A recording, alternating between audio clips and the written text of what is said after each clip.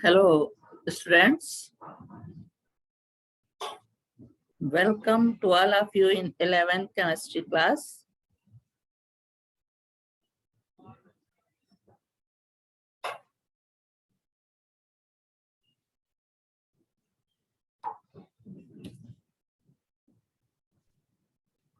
कल हमने gaseous state यानी गैसीय अवस्था से रिलेटेड गैसीय नियम बताए थे, जिसमें बायल्स का नियम, चार्ल्स का नियम, इस पे डिस्कशन हुआ था।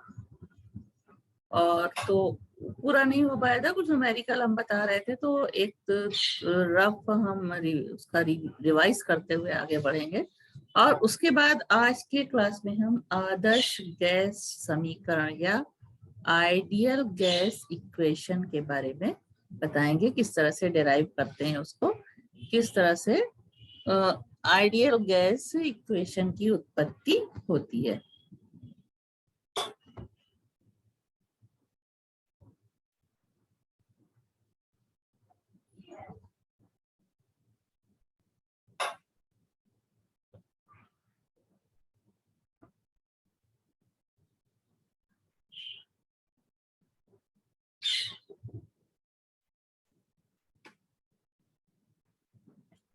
तो आज पहले हम जो हमने कल बताया था गैसीय नियम, उसको देखते हैं कि तुमने क्या क्या चीजें पढ़ ली थी, क्योंकि आगे जो गैसीय आदर्श गैस समीकरण या आइडियल गैस इक्वेशन पढ़ना है, वो इन्हीं इक्वेशन को साथ में लेकर के पहले पढ़ा था बायल्स लॉ।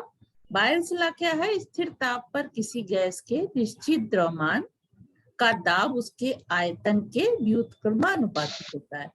और इसको गणितीय रूप से किस तरह से निरूपित करते हैं? P अगर दाब जो है P है और आयतन V है, तो P समानुपाती होता है V, यानी दाब बढ़ाने पे आयतन घटता है। अब PV is equal to K1, ये एक नियतांक होता है। और अगर इसको इस तरह से बताया था कि स्थिर ताप पर किसी गैस के निश्चित द्रव्यमान के आयतन तथा दाब का गुणनफल स्थिर होता है, और यदि गैस की निश्चित मात्रा को स्थिर ताप पर दाब P1 तथा आयतन V1 है, और फिर दाब डाल करके V2 दाब डाल के उसका आयतन V2 कर दिया जाए, तो इनके बीच में ये रिलेशन होता है P1 V1 is equal to P2 V2। तो ये क्या था? बायल का नियम था। इसके बाद बायल के नियम से किस तरह से डेंसिटी निकालते हैं ये बताया था। इसको थोड़ा और बड़ा कर देते हैं। उसके बाद ये बताया था कि कांस्टेंट टेम्परेचर पे जब ग्राफ खींचा जाता है दाब और आयतन के बीच में, तो इसको कहते हैं समतापी वक्र। उसके अलावा दूसरा था आयतन V और 1/T के बीच ग्राफ, की सारी चीजें तो ये सारे न्यूमेरिकल भी हमने बताए थे। इस तरह से लगेंगे तो इस तरह के न्यूमेरिकल बुक्स में होंगे, उसको देख करके लगाएं। उसके बाद दूसरा नियम बताया था चार्ल्स का नियम, तो इसको भी हम रिवाइज करेंगे। पहले चार्ल्स का नियम क्या था? किसी गैस के दिए गए द्रव्यमान का आयतन -273 डिग्री सेंटीग्रेड ताप पर शून्य हो जाएगा, ये चीज बताई थी। और परम तापक्रम या एब्सोल्यूट स्केल का शून्य के सेंटीग्रेड मापक्रम के -273 डिग्री के बराबर होता है, ये सारी चीजें बताई थी। उसके अलावा परम शून्य और केल्विन तापक्रम क्या होता है? केल्विन में बदलने के लिए डिग्री सेंटीग्रेड पे टेम्परेचर है, तो उसमें 273 जोड़ा जाता है, तो इस हिसाब से जो हिमांक होता है जल का वो 273 होता है, और क्वथनांक 273 के होता है। जबकि डिग्री सेंटीग्रेड में जो 0 डिग्री सेंटीग्रेड और 100 डिग्री सेंटीग्रेड होता है। अब चार्ल्स का नियम क्या था? V समानुपात T, यही बताया था। तरह से हम करते हुए आए थे, तो यहाँ क्या पता चला था हमें कि V2/V1 is equal to T2 upon T1, यानी किसी गैस का आयतन V1 और ताप T1 है और दाब स्थिर रखा जाएगा, तब अगर टेम्परेचर T2 कर दिया जाए तो आयतन V2 हो जाएगा। और इनके बीच रिलेशन इस तरह से होता है, और इस रिलेशन से क्या आता है, V upon T is equal to स्थिरांक। K2 का मान क्या है, गैस की मात्रा, गैस के दाब तथा उस पर इकाई आयतन V में व्यक्त किया जाता है, यानी V upon T is equal to K2 या V समानुपात T। तो चार्ल्स का नियम क्या था, स्थिर दाब पर किसी गैस के निश्चित द्रव्यमान का आयतन उसके परम ताप के समानुपाती होता है। तो उसके बाद ये वक्र वगैरह सारी चीजें बताई थी, और इस पे आधारित ये न्यूमेरिकल बताए थे। उसके बाद बताया था गे-लुसैक प्रेशर टेम्परेचर लॉ। ये क्या था, किसी गैस के निश्चित द्रव्यमान का स्थिर आयतन पर दाब उसके परम ताप के समानुपाती होता है। अब यहाँ पे द्रव्यमान निश्चित है और दाब और परम ताप का रिलेशन है ये, यानी T समानुपाते T। ये कौन सा नियम है, गे-लुसैक का दाब ताप नियम। इस नियम के अनुसार उसी तरह से अगर किसी गैस का पे दाब P1 डाला जा रहा है और टेम्परेचर T1 है और दाब P2 कर दिया जाए तो टेम्परेचर T2 हो जाएगा, और इसके बीच ये रिलेशन होगा जिसको कहते हैं गे-लुसैक का नियम। उसके बाद इसके भी न्यूमेरिकल देखे थे तुम लोगों ने, कई न्यूमेरिकल थे वो बताए थे।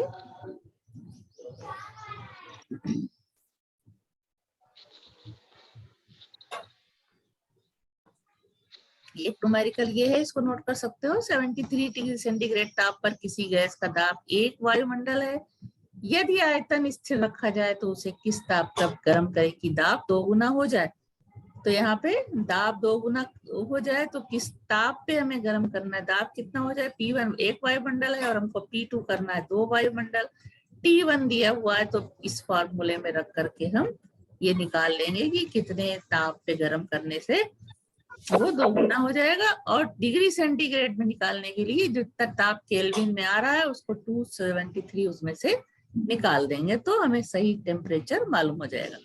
उसके बाद जो रह गया था वो था एवोगाद्रो प्रिंसिपल। 1811 में इटली के वैज्ञानिक अमादियो अवोगाद्रो ने ये तथ्य प्रतिपादित किया कि पदार्थ अणुओं से तथा अणु परमाणुओं से मिलकर बना है, ये सबको मालूम है। गे-लुसैक नियम की व्याख्या करने के लिए अवोगाद्रो ने एक महत्वपूर्ण परिकल्पना दी जिसको क्या कहते हैं, अवोगाद्रो नियम। इस नियम के अनुसार, ये नियम है यहाँ पे दिया है, निश्चित ताप व दाब पर किसी गैस का आयतन, अब यहाँ पे निश्चित ताप और दाब दोनों निश्चित है, निश्चित ताप और दाब पर किसी गैस का आयतन उसके द्रव्यमान अथवा उसमें उपस्थित गैस के मोलों की संख्या के समानुपाती होता है। तो ताप और दाब जब निश्चित होगा तो द्रव्यमान समानुपाती किसके होगा, n के, यानी n क्या है, मोलों की संख्या। तो V इज इक्वल टू हो जाएगा K4n। K क्या है, समानुपाती स्थिरांक है जो दाब व ताप के मान पर निर्भर करता है। अब समान ताप और दाब पर दो गैसें A B के लिए इस तरह का संबंध होगा, VA आयतन K4Na हो जाएगा और गैस B के लिए हो जाएगा K4nB। एक मोल गैस में अणुओं की संख्या कितनी होती है एवोगाद्रो के नियम से, जिसको कि एवोगाद्रो का संख्या कहते हैं 6.022 इंटू 10 टू द पावर 23। जहां बी गैस ए के Na मोलों का आयतन बी गैस बी के Nb मोलों का आयतन है, यदि Na अगर दोनों गैसों का मोल जो है वो समान हो तो समान ताप और दाब पर उनके आयतन भी बराबर हो जाएंगे। तब दूसरे शब्दों में हम क्या कह सकते हैं कि समान ताप एवं दाब पर सभी गैसों के समान आयतन में गैसों के मोलों की संख्या समान होती है, यानी समान ताप एवं दाब पर सभी गैसों के समान आयतन में मोलों की संख्या यानी अणुओं की संख्या समान होती है। तो एक मोल गैस में अणुओं की संख्या वही एवोगाद्रो संख्या के बराबर होती है। अब चूंकि गैस का आयतन मोलों की संख्या के समानुपाती होता है, अतः प्रत्येक गैस का एक मोल मानक ताप एवं दाब पर समान आयतन रखता है, यानी एनटीपी पर, जिसको हम कहते हैं कि चूंकि गैस का आयतन मोलों की संख्या के समानुपाती होता है, अतः प्रत्येक गैस का एक मोल मानक ताप और दाब यानी एसटीपी या एनटीपी 273.15 पर समान आयतन रखता है, जिसे गैस का मोलर आयतन कहते हैं। इसका मान कितना होता है? 22.4 लीटर। मिलीलीटर में अगर लिखते हैं मिलीलीटर, तथा आदर्श गैस का आयतन कितना होता है? 22.71 लीटर। मानक ताप होता है 273.15 केल्विन तथा दाब होता है 1 बार या 10⁵ पास्कल। अब कुछ गैसों के 273 केल्विन तथा 1 बार मोलर आयतन पर लीटर आयतन लीटर मोल -1 निम्न सारणी में दिए हैं। वो सारणी चाहो तो इसको नोट कर सकते हो कि कितना कितना किसका होता है एनटीपी पे।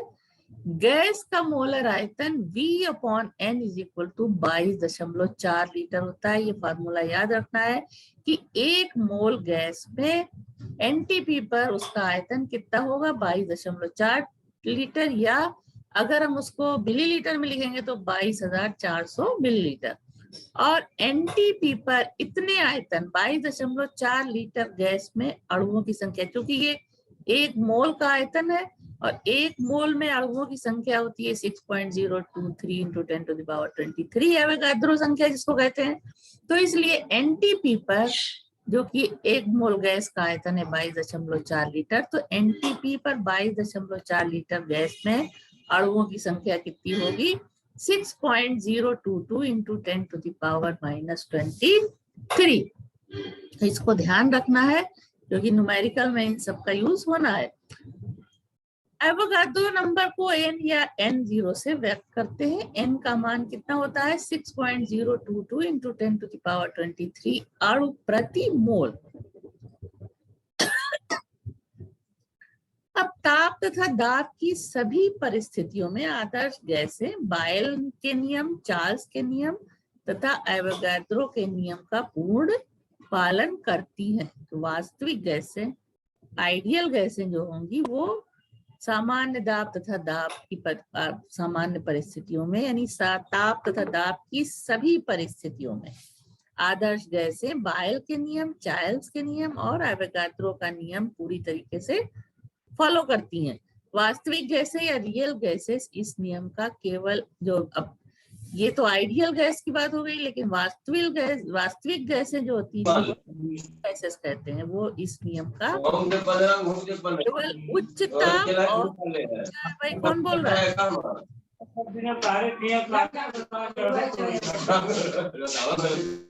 कौन बोल रहा है?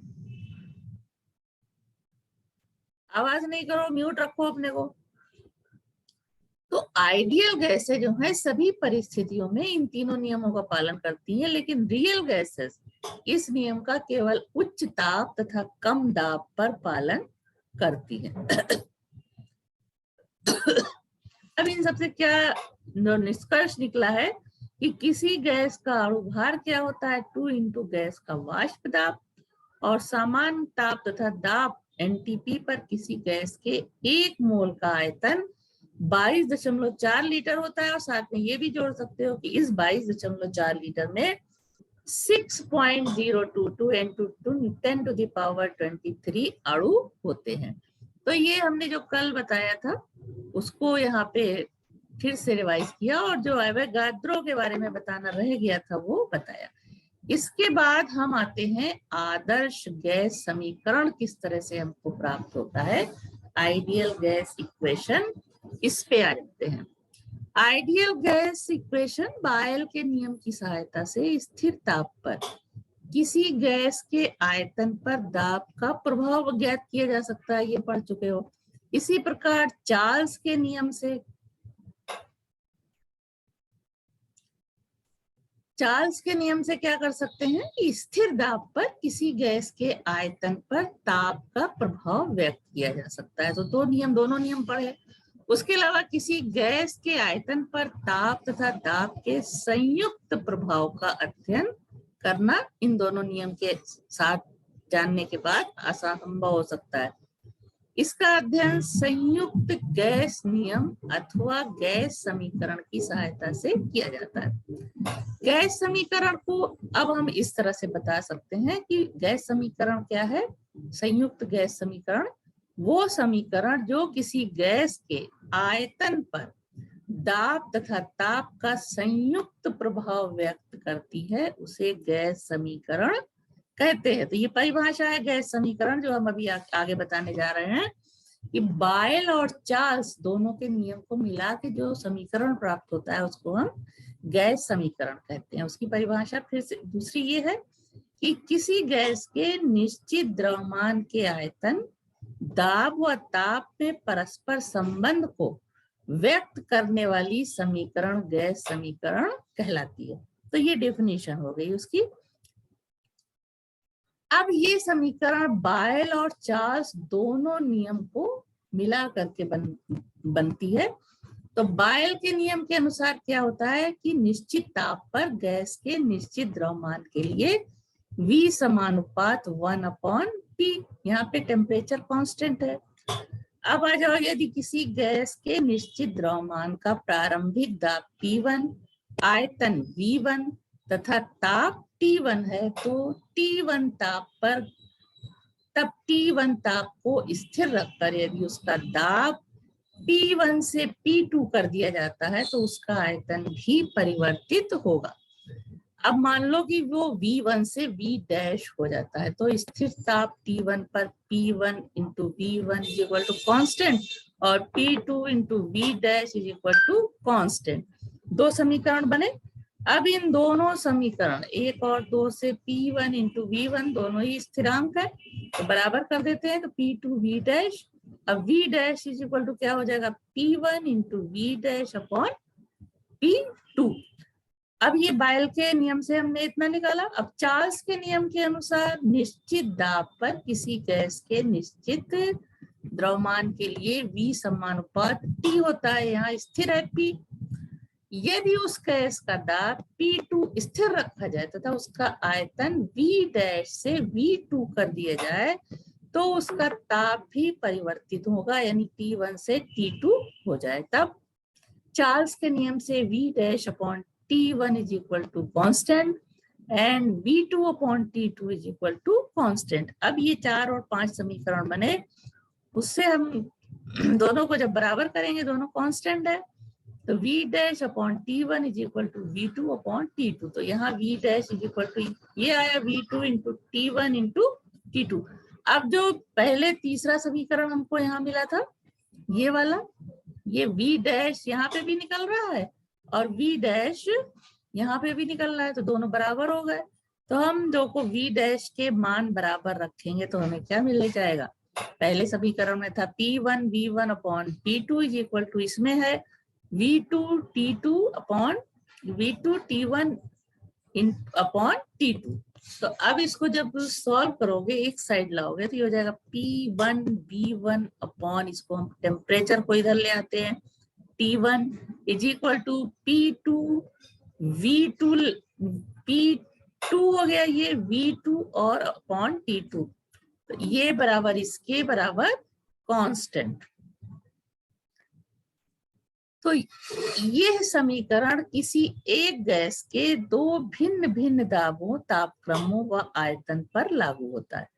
अब इस समीकरण में K कांस्टेंट है जिसका मान गैस की प्रकृति, दाब और आयतन पर निर्भर करता है। तो चूंकि ये दोनों बराबर हो रहे हैं और इसका मान कांस्टेंट आ रहा है, तो हम इसको ऐसे लिख सकते हैं PV upon T is equal to K। और ये समीकरण जो है ये क्या कहलाता है, गैस समीकरण या संयुक्त गैस समीकरण। और इस पूरे नियम को क्या कहते हैं, गैस संयुक्त गैस नियम। तो इतना क्लियर हुआ। अब आ जाओ अवोगाद्रो परिकल्पना के अनुसार ताप तथा दाब की समान परिस्थितियों में सभी गैसों के समान आयतनों में अणुओं की संख्या समान होती है। यह भी अवोगाद्रो संख्या जो बताया पिछले उसमें जो दिखा करके कि अवोगाद्रो संख्या के जो परिकल्पना की उसके अनुसार ताप तथा दाब की समान परिस्थितियों में सभी गैसों के समान आयतनों में अणुओं की संख्या समान होती है। इस प्रकार यदि एक मोल गैस के लिए एक स्थिरांक निर्धारित किया जाए तो सभी गैसों के लिए उसका मान समान होगा। इस स्थिरांक को K को हम R से प्रदर्शित कर ले तो ये गैस स्थिरांक कहलाता है। अब इसके लिए हम क्या करते हैं, स्थिरांक K जो इस समीकरण में आया था उसको हम R से प्रदर्शित करते हैं और ये कहलाता है गैस स्थिरांक। इसका मान गैस की प्रकृति तथा मात्रा पर निर्भर नहीं करता। यदि ताप T तथा परम ताप T पर एक मोल गैसीय अणुओं का आयतन V है तो PV/T। तो यहाँ हमने क्या किया, सिर्फ K को R मान लिया है क्योंकि सभी गैसों के समान आयतन में अणुओं की संख्या समान होती है। तो PV/T is equal to R, और या इसको हम ऐसे लिख सकते हैं PV is equal to RT। अब अगर मोलों की संख्या को भी शामिल करें तो N मोल गैस के लिए ये हो जाएगा PV is equal to NRT, जहां V गैस के N मोलों का, ये N मोलों का आयतन है V। इस गैस को ही हम गैस समीकरण या आदर्श गैस समीकरण कहते हैं, जो कि तीनों नियमों से, बायल के नियम से, चार्ल्स के नियम से और एवोगाद्रो की परिकल्पना को मिला करके जो समीकरण प्राप्त होता है वो कहलाता है आदर्श गैस समीकरण। अब बायल के नियमानुसार स्थिर ताप पर किसी गैस की निश्चित मात्रा का आयतन समानुपाती होता है 1/P के, और चार्ल्स के नियमानुसार आयतन समानुपात होता है T पर। यहाँ दाब स्थिर है, यहाँ पे ताप स्थिर। और एवोगाद्रो के नियमानुसार V समानुपात होता है मोलों की संख्या। यहाँ पे ताप और दाब दोनों स्थिर है। अब ये तीन समीकरण बने यहाँ पे, 1 समानुपात 1/P, V समानुपात T, V समानुपात N। अब 1 2 3 को संयुक्त रूप से हम लिखेंगे तो क्या हो जाएगा, V समानुपात NT/P, या PV is equal to PV समानुपात NT। अब इक्वल करेंगे तो बीच में R आ जाएगा, तो PV is equal to NRT। यही गैस आदर्श गैस समीकरण कहलाता है। तो यही उत्पत्ति करनी थी दोनों नियम पढ़ने के बाद। तीसरा नियम, अब ये कुछ इंपॉर्टेंट फैक्ट है कि जब किसी गैस का ताप, ये हम पहले ही बता चुके हैं, यहाँ पे शॉर्ट में याद रखने के लिए दिया हुआ है कि जब किसी गैस का ताप 0 डिग्री सेल्सियस तथा दाब 760 मिलीमीटर होता है तो गैस के इस ताप तथा दाब को मानक ताप व दाब या सामान्य ताप व दाब, यानी स्टैंडर्ड STP या NTP कहते हैं। मानक ताप व दाब को मातादा हिंदी में लिखते हैं, यानी कि STD/TP, या सामान्य ताप व दाब को सातादा या NTP लिखते हैं। अब ये स्थापित तो कर लिया, निकाल तो लिया कि गैस समीकरण क्या है। अब आ जाते हैं हम क्या उसका यूज क्या है।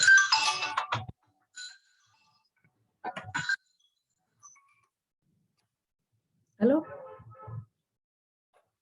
हाँ हाँ, तो फेंक देते ऊपर। हाँ हाँ बिल्कुल करते हैं।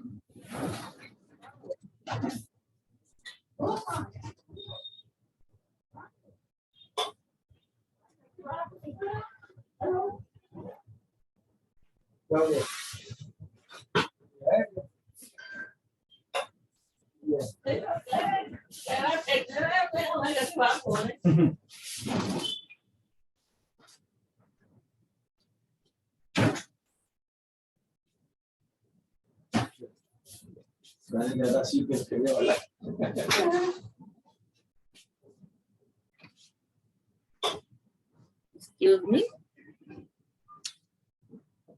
फोन आ गया था, थोड़ा डिस्टर्ब हो गया। चलो अब आते हैं आदर्श गैस समीकरण के उपयोग पे।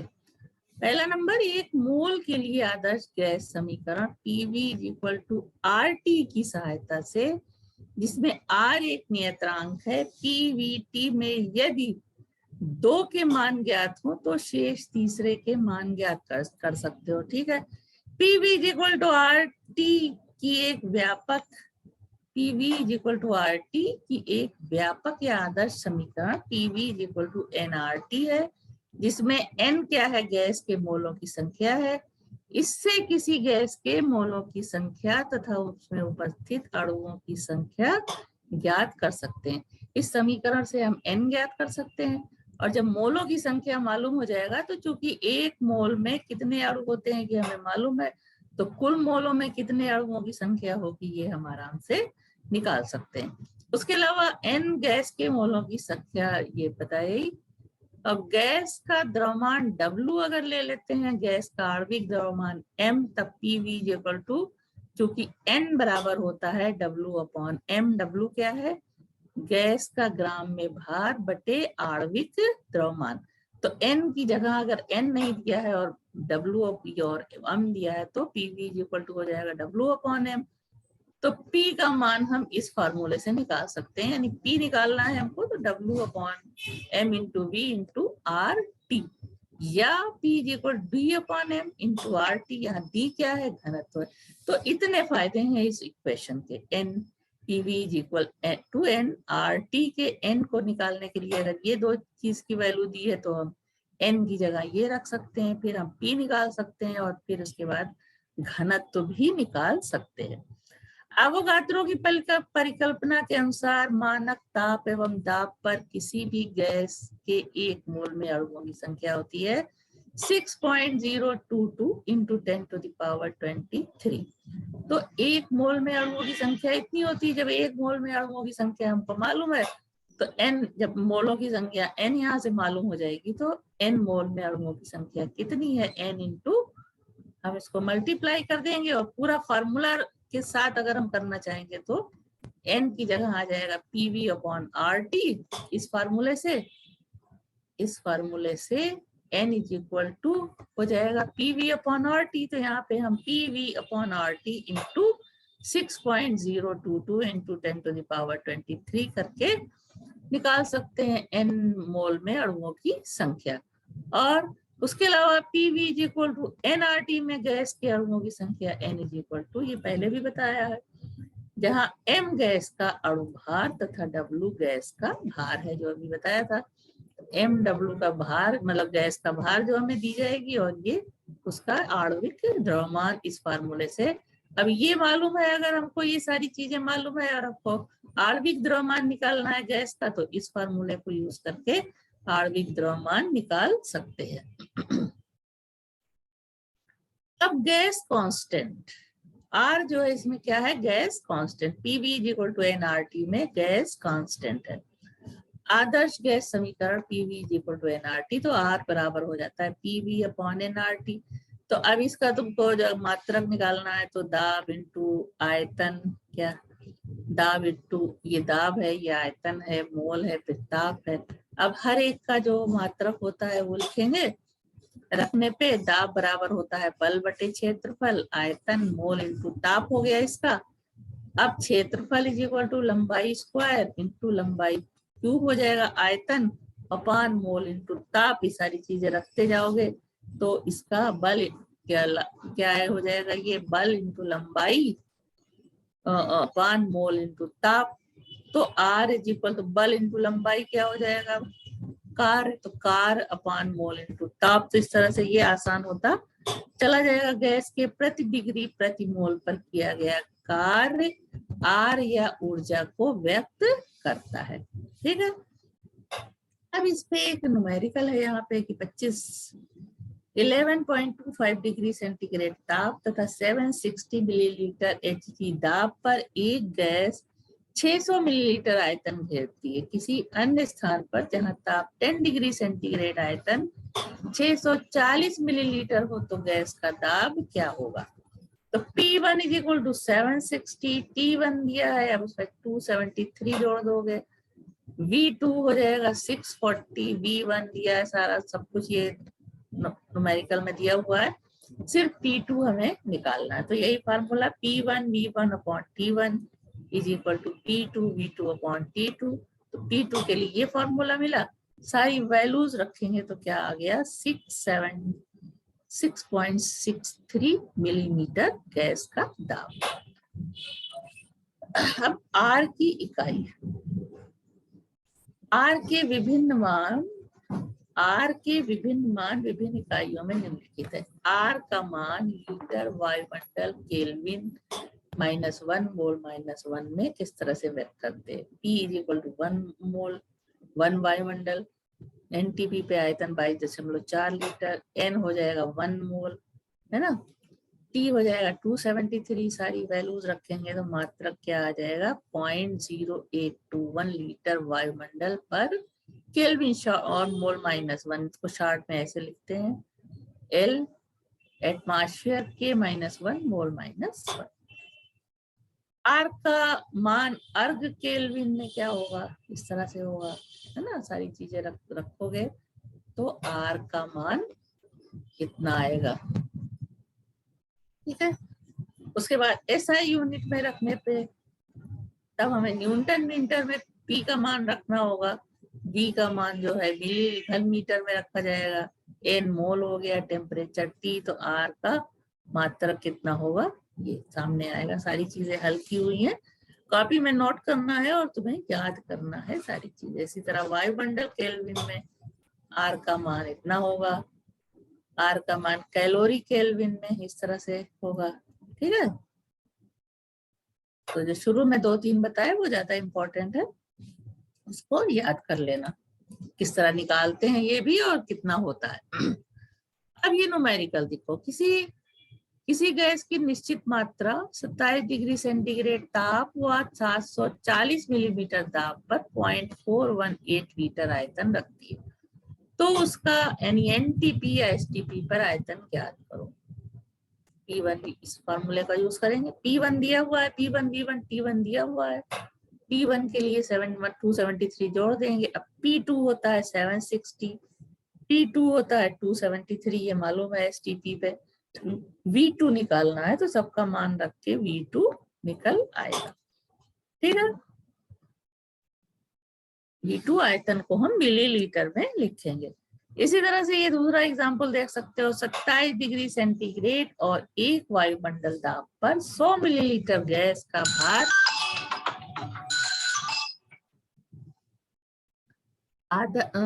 27 डिग्री सेंटीग्रेड और 1 वायुमंडल दाब पर 100 मिलीलीटर गैस का भार 0.1 ग्राम है। गैस का अणु भार ज्ञात कीजिए। तब आदर्श गैस समीकरण के अनुसार PV is equal to nRT, तो PV इज इक्वल टू क्या हो जाएगा, N बराबर W अपॉन M, RT होता है जब यहाँ अणु भार ज्ञात करने के लिए कह रहा है तो ये वाला फॉर्मूला लगाना पड़ेगा। अब सारी चीजें दी हुई है, भार दिया हुआ है 1 ग्राम, W दिया हुआ है, M तुमको निकालना है। बाकी सबकी चूंकि ये कांस्टेंट होता है, इसकी वैल्यू कितनी होती है 0.0821, ये हमेशा न्यूमेरिकल में दिया रहेगा। तो सारी की वैल्यू रख करके हम क्या निकाल लेंगे, M निकाल आएगा, यानी अणु भार कितना हो जाएगा 24.63 ग्राम पर मोल। इसी तरह ये दूसरा न्यूमेरिकल देखो, एक गैस का ताप 340 केल्विन है, किस ताप पर गैस का आयतन तथा दाब दोनों आधे हो जाएंगे। तो T1 जो है P है और V1 V है, अब तुमको आधा करना है तो P/2 हो जाएगा P2, और V2 जो है ये V/2 हो जाएगा। तो और T2 तुम्हें निकालना है, तो सारी वैल्यूज रख करके निकल आएगा। अब अगला है 1 ग्राम डाई हाइड्रोजन के मानक ताप और दाब पर आयतन की गणना करो। यहाँ पे R की वैल्यू दी हुई है। अब प्रश्न के हिसाब से मानक दाब 1 वायुमंडल, परम ताप 273, R ये होता है, N होता है डाई हाइड्रोजन का द्रव्यमान बटे उसका आणविक द्रव्यमान, तो आणविक द्रव्यमान यहाँ से हमें मालूम हो जाएगा कि 2 होता है।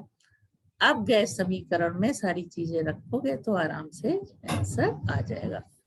मानक ताप और दाब पर 1 ग्राम डाई हाइड्रोजन का आयतन इतना आया। ठीक है, तो इसी तरह के किताब में तुम लोग न्यूमेरिकल निकालना, और कुछ तो किताब में लगे हो सकते हैं और जो नहीं लगे होंगे उनको इसी तरीके से लगाया जाएगा। अब 0 डिग्री सेंटीग्रेड ताप और 2 बार दाब पर किसी गैस के ऑक्साइड का घनत्व तो 5 बार दाब पर डाई नाइट्रोजन के घनत्व के समान है, तो ऑक्साइड का अणुभार निकालो।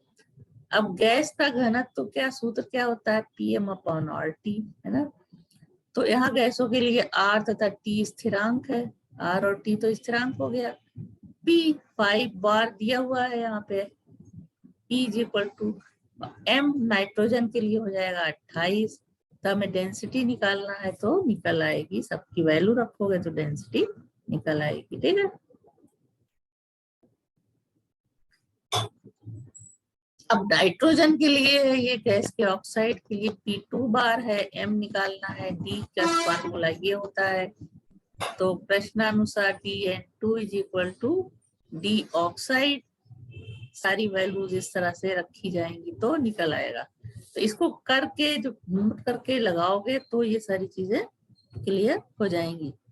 सारा किस तरह फार्मूले में रखना है वो बिल्कुल साफ साफ दिखा रहा है, कहीं कोई चीज गोल मोल नहीं है इसमें। तो इस तरह से न्यूमेरिकल लगा सकते हो। तो और भी न्यूमेरिकल खुद से देख करके लगाना, उसके बाद बताना। हम देख लेते हैं कि इसके बाद क्या है, न्यूमेरिकल ही है या कुछ और भी है।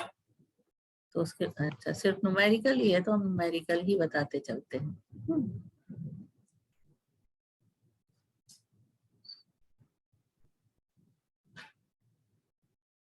ये वाला बता रहे थे, 0 डिग्री ताप तथा 2 बार दाब पर किसी गैस के ऑक्साइड का घनत्व 5 बार दाब पर डाई नाइट्रोजन के घनत्व के समान है, तो ऑक्साइड का अणुभार निकालो। तो पहले क्या किया, नाइट्रोजन के लिए हमने डेंसिटी निकाला। अब गैस के ऑक्साइड के लिए P2 का MbO उतना होगा, और डेंसिटी हो जाएगी Pm/RT, जो कि P 2 बार है। बार जो है क्या है, ये गैस का दाब का मात्रक है। M मॉलिक्यूलर भार हो गया उसका, फिर R × T। तो अब प्रश्न में क्या दिया है कि डी नाइट्रोजन जो है वो डी ऑक्साइड के बराबर होगा, यही बताया है कि डेंसिटी नाइट्रोजन की उसके ऑक्साइड के बराबर है। तो दोनों को हम बराबर करेंगे, यहाँ जो मिला था DN2 से और उसके बाद जो अभी हमने निकाला, दोनों को बराबर करेंगे। तो जिस चीज की वैल्यू हमें निकालनी है, M निकालना है, यानी ऑक्साइड का जो द्रव्यमान अणुभार निकालना है, वो इस तरह से जब बराबर करोगे दोनों को तो M = इस तरह से निकल आएगा। अब आ जाते हैं 1 लीटर के फ्लास्क में 7.6 × 10⁻⁻10 मिलीलीटर Hg दाब पर डाई ऑक्सीजन गैस उपस्थित है। फ्लास्क में 0 डिग्री सेंटीग्रेड ताप पर डाई ऑक्सीजन के अणुओं की संख्या ज्ञात करो। यहाँ पे भी Pv = nRT यूज होगा। P यहाँ पे कितना है, 7.6 × 10⁻⁻10 इज इक्वल टू 760 मिलीमीटर से हम इसको डिवाइड करेंगे इनटू 1 वायुमंडल से, तो ये वायुमंडल में आ जाएगा दाब। V 1 लीटर है, R की वैल्यू फिक्स होती है, इतनी होती है। T 0 डिग्री में 273 जोड़ दिया। अब N = Pv/RT, सारी वैल्यूज रख करके हमको इसका मान मिल जाएगा। इसी तरह के क्वेश्चन एग्जाम में आते हैं। इसलिए अब चूंकि अवोगाद्रो के नियम से गैस के 1 मोल में अणुओं की संख्या इतनी होती है, तो डाई ऑक्सीजन के अणुओं की संख्या N × जितने मोल आए हैं, मोल जितने मोल हैं और अणुओं की संख्या से डिवाइड करेंगे तो ये अणुओं की संख्या आ जाएगी। उसी तरह से 27 डिग्री सेंटीग्रेड ताप पर 2 बार दाब पर एक गैस का घनत्व तो 5.46 ग्राम्स क्यूब डेसीमीटर है, तो STP पर इसका घनत्व तो क्या होगा। D प्रोपोर्शनल होता है 1/, आयतन, तो D1 प्रोपोर्शनल 1/V1 और D2 हो जाएगा 1/2 के लिए है अगर तो। अब D1/D2 = V2/V1। अब संयुक्त गैस नियम से क्या होता है, P1V1/T1 is equal to P2V2/T2, या हम इसको P1/T1 is equal to P2T2V2/V1 निकाल सकते हैं, लिख सकते हैं। ठीक है, तो इस फार्मूले से D2 बराबर इस तरह से निकालोगे, और यहाँ P1/D2 is equal to V2/V1 का मान रखने पे हमें ये मिल जाएगा। अब सारी वैल्यूज पुटअप की जाएगी। D1 कितना दिया हुआ है, D1 कितना है, D2 कितना है, सारी वैल्यूज रखोगे तो हमें D2 का मान मिल जाएगा। तो इन सारे न्यूमेरिकल को लिख करके कॉपी में लगाना है। ठीक है, इसको भी देख लो। 27 डिग्री सेंटीग्रेड ताप, 16 वायुमंडलीय दाब पर 9 लीटर के एक सिलेंडर में मीथेन गैस का द्रव्यमान ज्ञात करो। आर दिया हुआ है, PV is equal to NRT होता है, P इज इक्वल टू 16 वायुमंडल, V 9, T हो जाएगा 273 जोड़ दिया, उसमें R की वैल्यू दी है। PV is equal to NRT, N निकालना है हमने, बाकी सबकी वैल्यू हमें मालूम हो गई। अब मेथेन का द्रव्यमान क्या होता है, N इंटू मेथेन का अणुभार, जो फार्मूला अभी नोट किया था, उससे इसका मेथेन का द्रव्यमान मालूम हो जाएगा। एक गैस को इतना गर्म